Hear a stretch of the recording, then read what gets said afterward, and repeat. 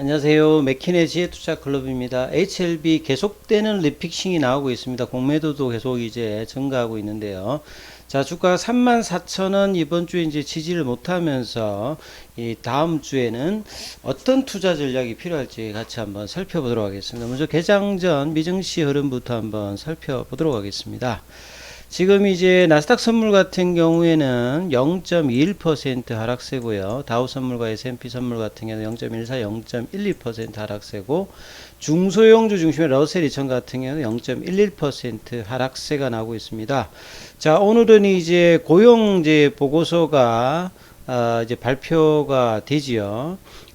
이 부분 관련되는 부분에서 이제 시장이 굉장히 이제 12월 달에는 이제 중순에 펼쳐지는 FMC에서 제롬 파월 연준 회장이 이제 11월 말에 프랭키스 연구소에서 연설한 바대로 금리 인상의 어떤 기조를 좀 바꾼 어떤 분위기가 있는데도 불구하고 그 중간에 나오는 지표에 따라서 지금 이제 시장이 이 변동성을 보여주고 있죠. 그래서 주식 선물 같은 경우에는 이 월간 이 잡 리포트 관련되는 부분을 기다리면서 지금 좀 약세 흐름으로 지금 나오고 있다. 그리고 이제 테슬라 같은 경우에는 이제 이 내년에 테슬라의 뭐 사이버 트럭이라든지 그 다음에 이제 이 상용차 관련되는 부분에서 이제 세미 트럭이라든지 이런 부분에 대한 어떤 이야기들이 이제 계속 나오고 있습니다. 그리고 조금 이제 테슬라 입장에서는 그동안에는 거의 뭐 좀 독주를 했던 어떤 흐름인데요. 테슬라 향에 관해서도 보면 이제 좀 리드하고 있던 독보적인 어떤 입장에서 이제 경쟁사 뭐 GM이라든지 포드라든지 유럽에서는 뭐 폭스바겐이라든지 이런 어떤 이 OEM 업체들이 이제 경쟁 어떤 부분들이 본격적으로 나오기 때문에 이런 지들이 계속 유지하기 위해서 여러 가지 뭐 이야기들이 계속 나오고 있다, 이렇게 좀 봐야 되겠죠. 자, 오늘 이제 국내 시장 같은 경우에는 환율 흐름은 이제 여전히 이제 1,300원대 밑단에 있습니다만, 오늘 외국인들 기관들은 이제 대규모 현선물에서 매도를 하면서 개인들은 좀 매수를 해서 어제 분위기로는 2,500선이 막 넘어갈 것한 분위기였는데요. 다시 또 외국인 기관들이 양매도가 나오면서 코스피 같은 경우에는 2,400 이제 초반까지 다시 또 내려왔습니다. 1.84 정도 빠졌고, 이 코스닥 같은 경우에도 1% 하락을 했고요. 이제 하락 종목 수가 이제 상승 종목 수보다는 이제 2배 가까이 코스피에서 많았고, 코스닥 같은 경우에도 200여 개 이상 정도 떨어진 종목이 좀 많은 흐름이었습니다. 이게 바이오주들도 전반적으로 좀 빠졌죠. 최근에 이제 바이오주들은 이제 올라갈 때도 좀 부진하고 떨어질 때는 그만큼 반영하는 시장의 어떤 이 소외 흐름들이 계속 이제 나타나고 있는 부분인데요. 특히나 HLB 같은 경우는 이제 구주주 이제 청약을 하는 날이었죠. 어제하고 오늘.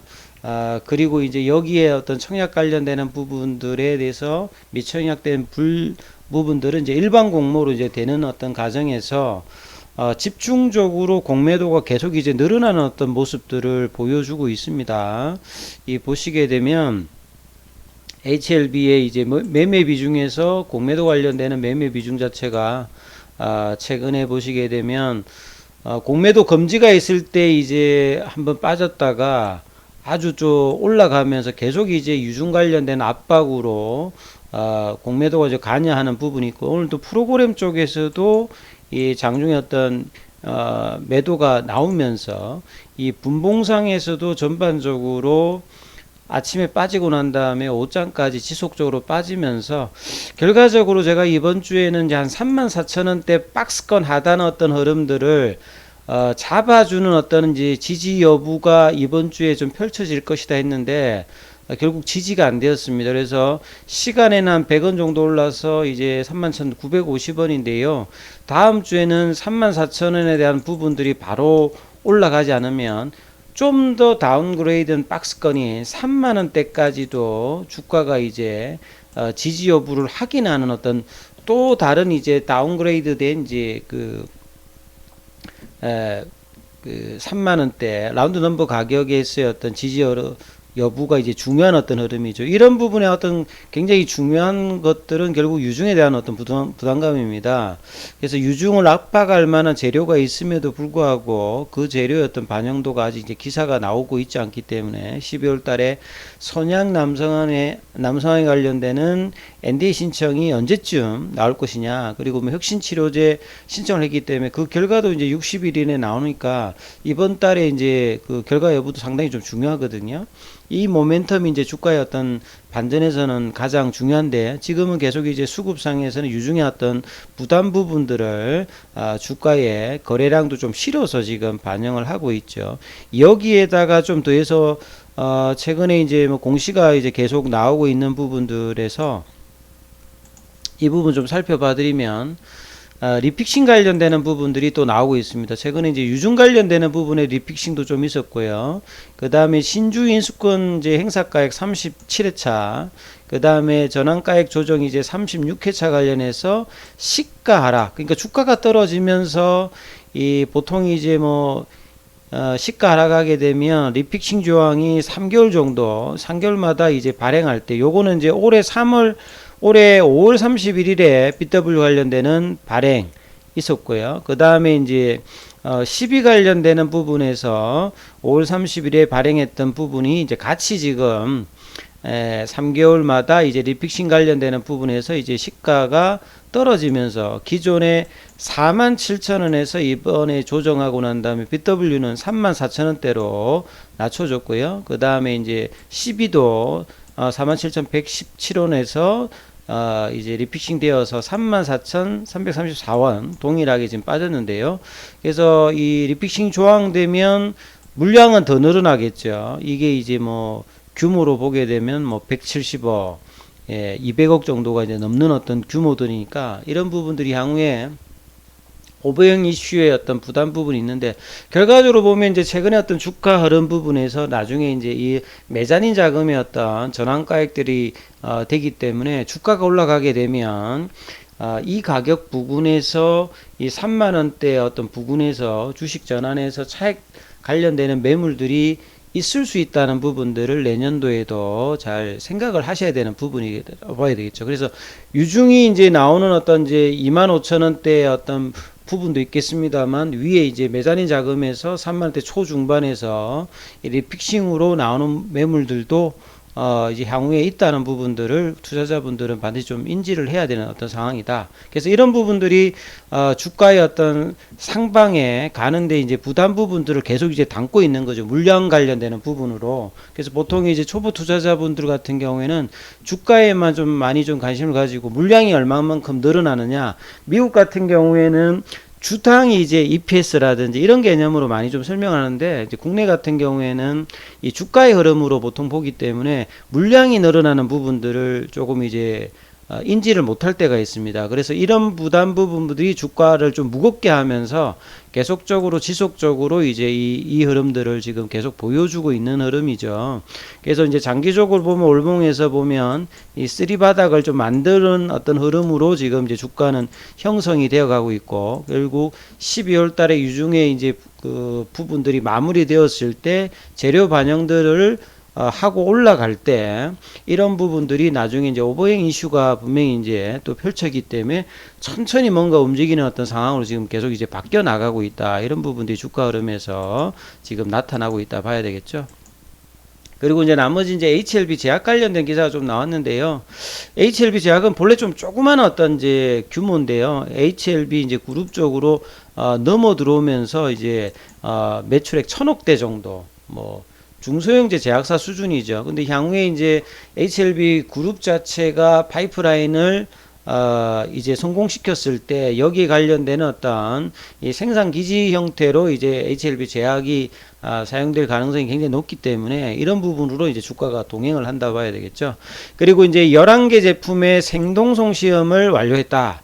이 생동성 시험이라고 하는 거는 제네릭 의약품이 이제 본래 이제 오리지널 이제 그 의약품하고 몸 안에 들어가게 되면 체내의 어떤 흡수라든지 속도가 어떻게 되는지 동동한지 이 부분을 따지는 겁니다. 임상을 하는 게 아니라 제네릭을 사용할 때 이제 이 생동성 시험을 해서 통과를 해야 쓸 수도 있거든요. 그래서 11개 제품의 어떤 생동성 시험을 완료했기 때문에 이런 부분이 약가 경쟁력을 좀 확보를 하고, 이제 작년에 이제 삼성제약 항남 공장을 이제 인수했기 때문에 요게 이제 뭐 기존 공장보다 캐파 자체가 한 3배 정도 높고 여러 제형을 할 수 있기 때문에 상당히 이제 향후에 포텐셜을 갖추고 있고요. 특히나 이제 HLB 제약은 베리스모 관련되는 부분에서 지분을 확보했기 때문에 이런 부분들이 또 베리스모 이제 모멘텀이 좀 있다라고 봐야 되겠죠.